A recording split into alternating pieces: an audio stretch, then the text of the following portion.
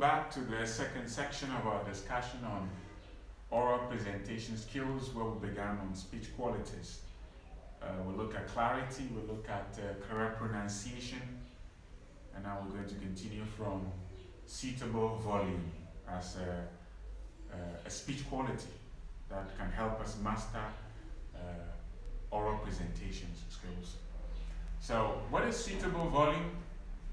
To be heard clearly, we must speak with sufficient loudness or intensity of voice. We have to have sufficient loudness. It can be likened to size. You know, the size of food that adults eat is definitely bigger than the one that children eat. So you're going to be sure what amount of volume would be good enough for an audience or the one to whom you speak. So to be heard clearly, we must speak with sufficient loudness or intensity of voice. But there are some factors to consider. You look at size and the makeup of the audience. So you look at size and the makeup of the audience. Suppose you go for an interview and then you look at the size of the panel consists of, say, 10 persons. Now, you're going to make sure that the intensity of your voice goes beyond the one you do when you speak with one person. It would be sad if your panel tells you that your voice is too low and they can't hear you, so you have to raise your voice. So you have to watch out. The place could be big, so your voice will have to be intensified so every member of the panel can hear you. So, size and the makeup of the audience. It could be just one person. Of course, you wouldn't raise your voice that much if it's face to face. But with a crowd, the voice will have to be intensified. Then you have to think about distracting noises. It could be a backing of a door, the noise of an open gate, the rushing, stiff wind, or birds singing. You have to intensify your voice to overcome any noise around so people can hear you. And also the material being discussed could call for your voice to be either intensified or even lowered. And your objective, what do you want to gain? There are some challenges regarding suitable volume, like weak voice. It's not everybody that is gifted with loud or strong voice. Some people naturally have weak voice. And others have speech defects like stammering, or people who speak naturally very rapidly. Yes, there are some challenges to suitable volume, but these challenges can be at least managed. Now, what is the importance of suitable volume? You hold the attention of large groups. If the group is big and your volume is too low, some people in the group may not be able to hear you clearly and their minds will begin to wander. But if your voice is very loud and clear, they can hear you very well and you can keep their attention. And you can counteract any distractions, as we said earlier, noise around. Raised volume can be used for emphasis. 25 persons were invited for the party. 25! So I'm emphasizing 25. Laying emphasis on 25. So I raise my voice to stimulate to action. One of the ways that we need to succeed as public speakers is for us to continue to practice and practice. I have given prominence in terms of voice intensity to practice, and by so doing I am emphasizing that point, laying emphasis on the point. To get the attention of an individual or a group, Sometimes you could be speaking and somebody's mind is wandering, and then you want to raise your voice a little bit so the person can hear you, or the people or the persons can hear what you say. How do you improve? You observe reactions of the audience. So one of the ways to improve on your volume, being suitable, not too loud or not too weak, is that you want to observe the reactions of the audience. If people can hear you, sometimes they bend forward. Sometimes they turn or tilt their head this way and then turn their ear towards you so they can hear.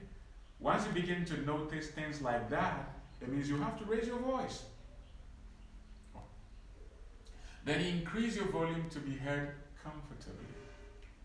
So people can hear you comfortably. They don't need to stretch their ears to hear you. Then you must understand that increased volume is not the same as shouting. Shouting is a different thing, isn't it? It puts people on their edge that they don't really enjoy things anymore. If you shout at a child wouldn't be happy. How much more adults in an audience?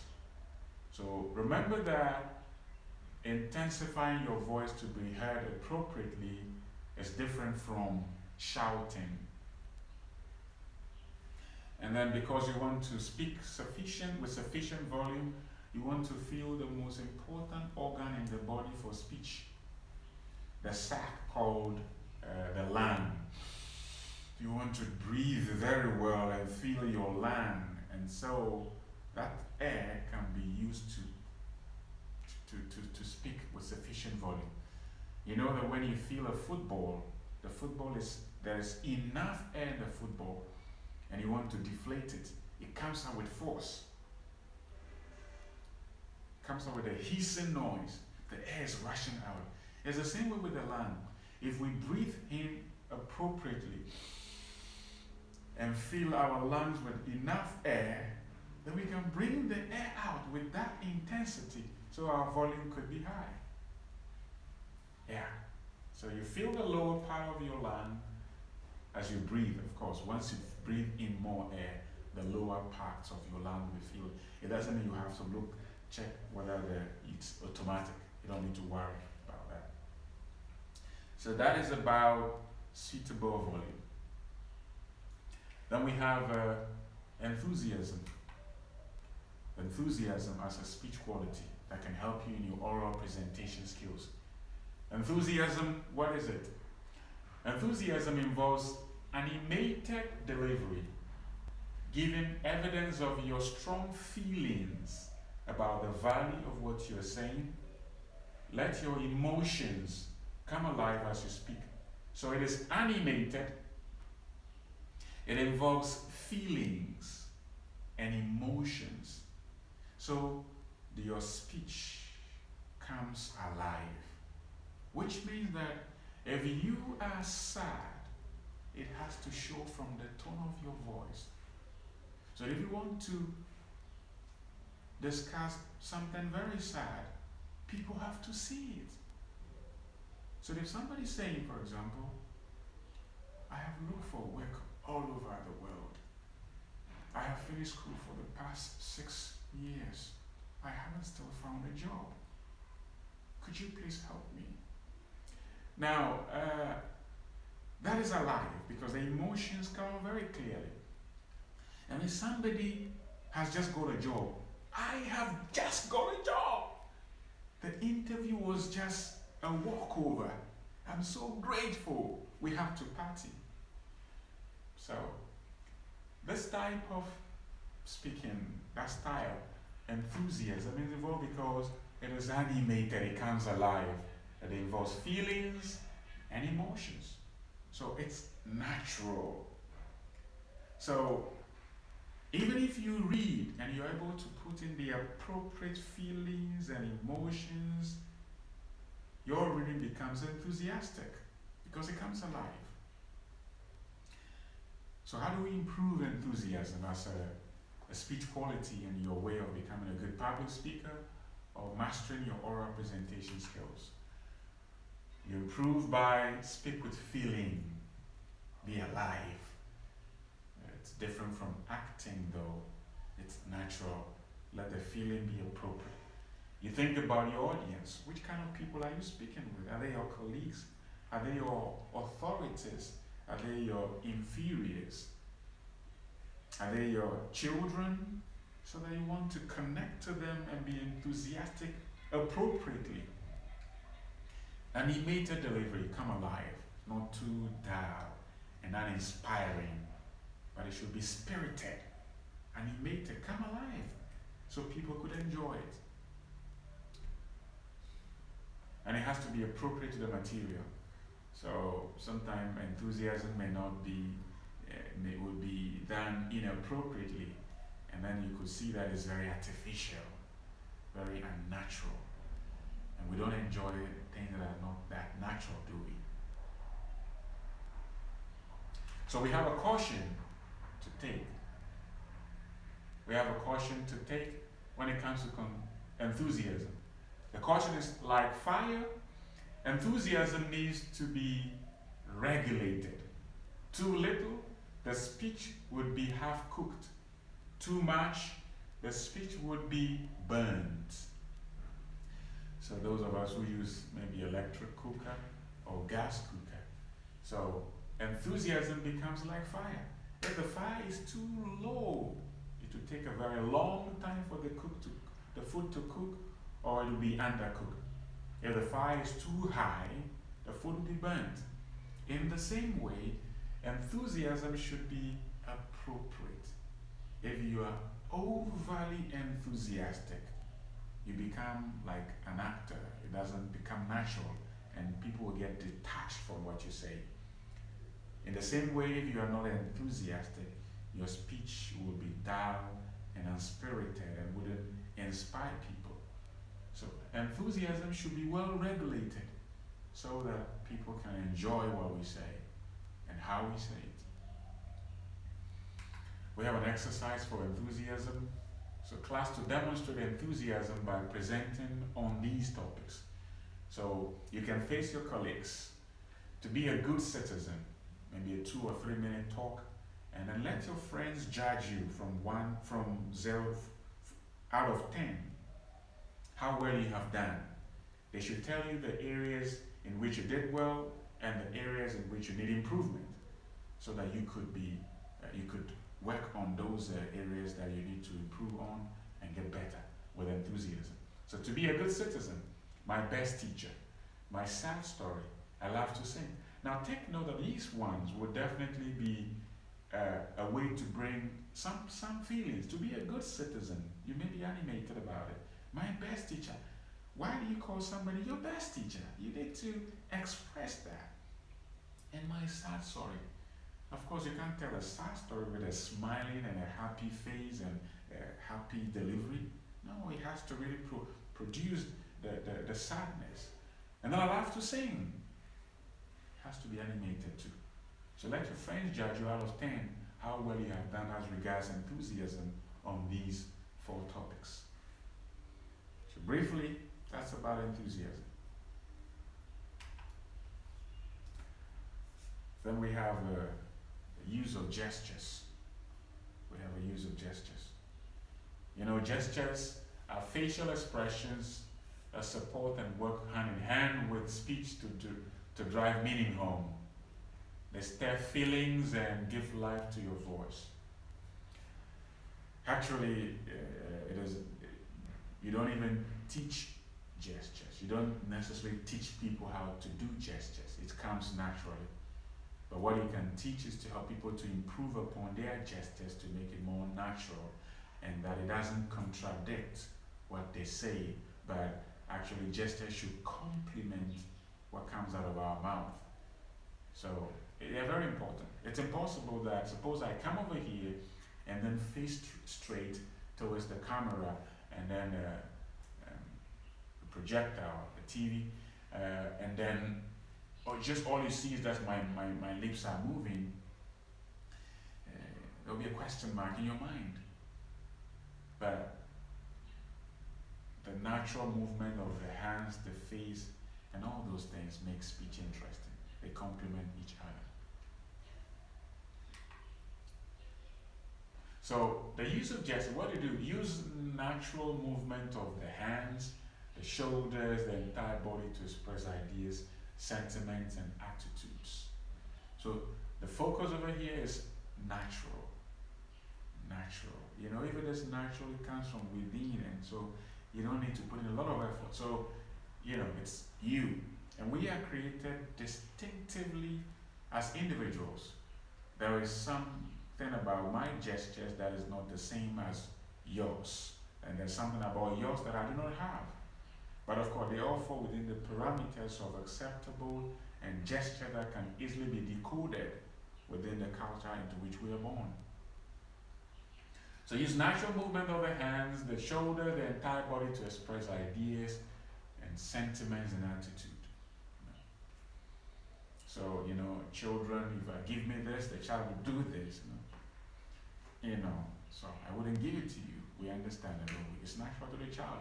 Nobody will teach that child that if you want to refuse something, you do this way, or you do this, or you don't care. They know that, so it should be natural. Use the eyes, mouth, the positioning of the head to enforce the spoken word and to convey feelings. So our eyes can give life to our talk, our speeches.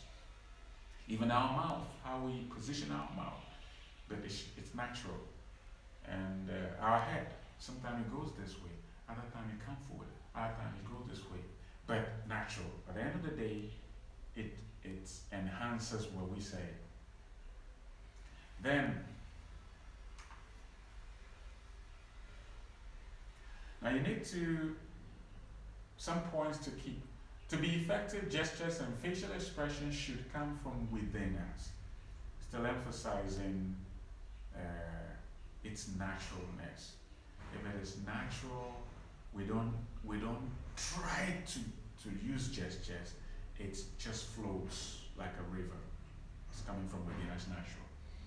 Then you observe good speakers and see how they use gestures. You observe good speakers and see how they use gestures. And you may learn to improve on the way you use your gestures, because do not copy anybody's style of gestures. You know, sometimes you admire some particular people, the way they do their things, and you want to do it exactly the same way. That's wrong. You are you and they are they. You are unique. Bruce Lee said, do not go out there and copy anybody because everybody is taken. The only person left is you. So use your own gestures and do not copy anybody else's. You can watch people, see how effectively they use their gestures to help you improve upon your natural way of using gestures. But do not copy their style of gestures. So yes, we want to, the exercise for this is a very simple exercise. Class would use gestures and or facial expressions to show the following. So we just want to enhance. Suppose you are giving a talk or a speech. How would you use your facial expressions to show the following emotions or feelings? Anger. So anger should be, I'm not acting anger though. Anger should be reflected on your face. How would you do it? Try it. Surprise. Disappointment. Despair. Ecstasy shows in your face. Uneasiness. Warning, just your eyes alone. You look at someone and it shows that you're warning the person. Some parents just look at their children and just their eyes speak volume to the children. And then disappointment, despair, ecstasy, warning, advice, just by face. How could he show that? Sadness, contentment, pride, humility, indifference, confusion. So you could try. So let your friends mark you out of 10, just your face. How are you able to show anger? You know, these things are so important that even today on our mobile phones like the WhatsApp, we have emojis that are trying to copy the human face to show anger, to show laughter, to show sadness, to show indifference, to show ecstasy. They are just trying to copy what humans have naturally. So sometimes you say something, somebody sends you an emoji with tears and and laughter. I mean, the person is, tears of joy or laughing to the point of shedding tears, overly excited. So those emojis or emoticons, whatever they call them, are just trying to reflect human faces in expressing feelings and emotions, showing the importance of gestures. So practice, practice, practice.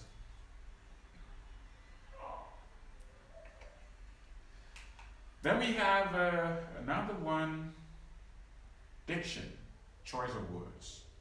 Very important in the kind of words we choose when it comes to speech. It's just like we talk about soup, you have ingredients. You don't just buy anything and put together and put on fire. So the ingredients could be the words diction. Use words that show respect and that are easily understood, that impart variety to your speech, and that convey appropriate feeling. Take note, the words should show respect, accord dignity to people, and that they should be easily understood, and then variety, and then appropriate. So, respect, easily understood, variety, appropriate. We have to take care of those 4 things when it comes to the kind of words we choose in our speech, on our talk. So what do? Use language that is easily understood. Yes, sometimes we use some particular far-fetched words or terms that are difficult to understand based on the kind of thing we are discussing. But we need to focus on our audience and see that what words are they likely to understand easily. So that if you speak to children, we have to know the kind of words we use for children. If we speak to adults, we know the kind of words we use for the adults. We want to look at our audience to know that which words will be appropriate for them. Use variety and accuracy in expression. Variety, different kinds of ways of saying the same thing makes life beautiful. So you can think of rice, for example, as you can have fried rice, we can have plain rice, we can have rice porridge, some people call it rice water, we can have jollof rice. It is just rice, but different spices make it the same food with different tastes. It's the same way. You want to use variety and accuracy of expression to make your language not just to convey content, but to be enjoyed. And they use words that convey vigor, feeling, and color. So take note, they're talking about words that convey vigor, some spirit in them, and then feeling, and then color. Not necessarily red, black, white, green, but variety, as though you're using different colors to decorate something. Because colors are beautiful, aren't they? It's the same with words. If we choose them appropriately with different variety and using different expressions, all making our discussion beautiful, just appropriate. Choice of words and expression should conform to the rules of grammar. Yes, we would want to try as much as we can to respect the rules of grammar. So we have conventions of grammar we need to follow so that people would not pay attention to our grammar, but they will pay attention to what we are saying. Of course, all of us make mistakes. Even native speakers of every language on earth make mistakes. So there will come a time that we'll make a mistake. We may even realize it or not realize it. Those are mistakes or errors we don't need to worry so much about. But we have to be conscious that whatever we say does not flout the rules of grammar, so that people wouldn't pay attention to our bad grammar, but pay attention to what we are saying, the words we use, so they can enjoy.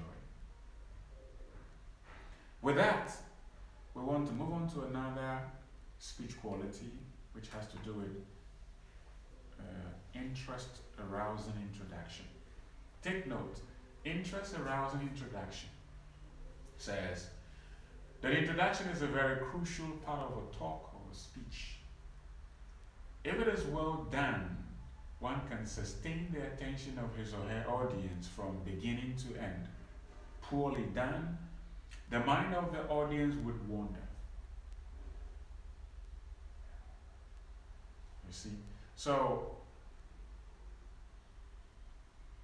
introduction is important. While it identifies your subject, what you want to talk about, it should also be interest arousing. It should be interesting. Usually, if you want to meet somebody for the first time, somebody you look up to, you want to wear the best clothes that are appropriate for the occasion, you want to even rehearse how you're going to exchange pleasantries so that you could have a good first impression with the person. It is the same with introduction.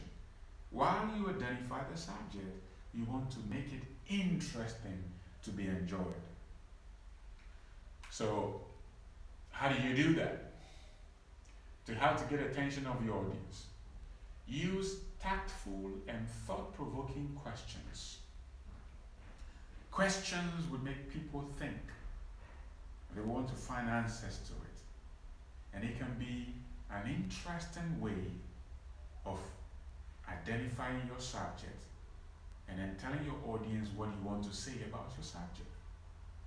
So, thought-provoking questions, questions that make people think, whoa, I have never thought about this. Wow, what is it? So you could ask the question, what is it that scientists have struggled throughout their lives to find a way to sustain life forever? Then people may begin to think, wow, yes, there is so much advancement made in technology and science, but humans from today, nobody can even live up to 200 years. They can't. Why? So as they begin to think, you may identify your subject. Another question could be, why would a very powerful football team like Barcelona boast of the most powerful footballer, or the best footballer, arguably the best footballer of all time? Why would such a team lose to another team, not of a scoreline of 2 goals to 0, but 8 goals to 2? Why? You may want to identify the miracles that happen in football, for example, but that question will make your audience begin to think, oh yes, why? Even though they have Messi, or they have this or that player, what could be the reason? Could it be beyond football, or what? People begin to think. So,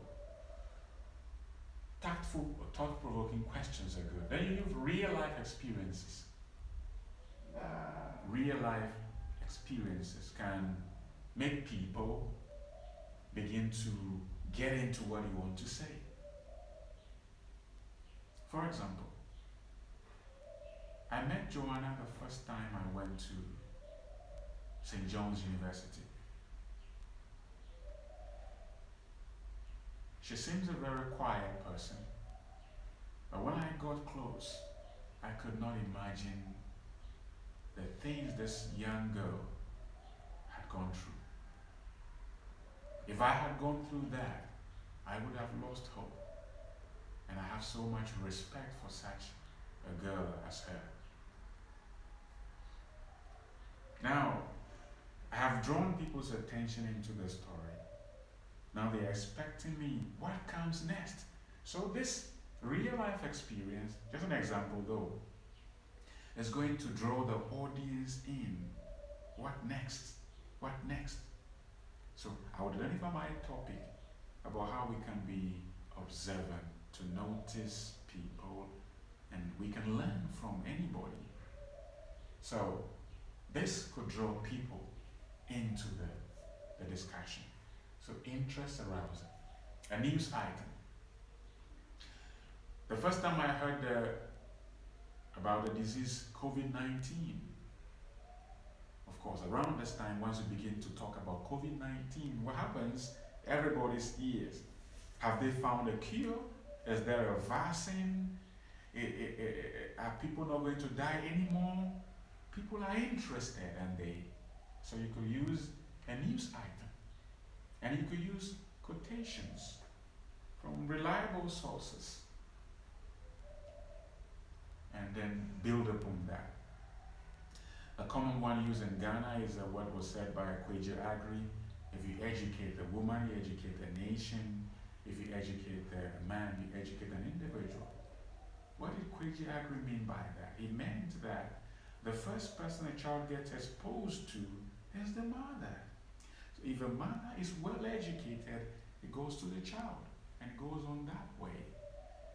Kweji Agri was not elevating women over men, no. He was just showing the importance of the mother being educated, which will influence any baby, male or female, and of course the entire nation. So you could refer to a quote, and then it goes on and on. People want to get into the quote, understand how you expand that quote to identify your topic, and then to tell them what you want to say. And then others, locally acceptable sources of information. That depends on the locality, the culture. Then you show your audience how the subject affects them. If the audience are not drawn into the subject as to how it affects them, they wouldn't be interested in your discussion or your topic at all. So audience need to be a part of it. You see, when you see a movie, sometimes a very sad movie, tears drop from the corner of your eyes. You know that what is happening is not real, it is acted, but your emotions are stirred. Why? You form part of that movie. You connect with some of the characters, their joys, their sadness, and that connection is real. So you shed tears, you become sad. If they succeed, you are happy for them. It is the same with interest arousing introduction. You should be able to invite your audience, or the one to whom you speak, into what you say. And they can share your joy, they can share your sadness, they can share your feelings. And then pay attention to how you present your subject. How matters. You can give the same ingredients to two cooks, and then after cooking, the food tastes differently because of how they are prepared. If it's on the fire for 30 minutes and on the fire for 15 minutes, the same ingredients will taste differently. By the same token, how, pay attention to how you present your introduction so that it can be enjoyed. And of course, if we talk about introduction, we need to talk about the body, but that's for another discussion. But we would like to talk about effective conclusion. If the introduction is good, there must be an effective conclusion.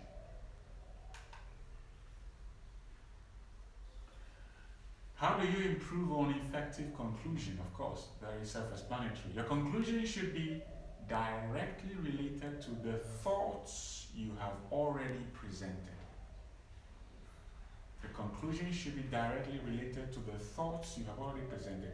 So your conclusion shouldn't be something totally different. No, it should conclude. Show the audience what to do about what they have heard. So we've concluded, what do you expect your audience to do? They need to know.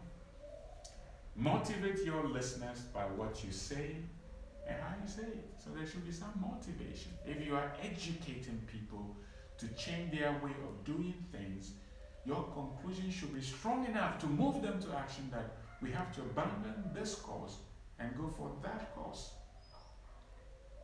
So you have to motivate people by what you say and how you say it. And then you should have a tone of finality.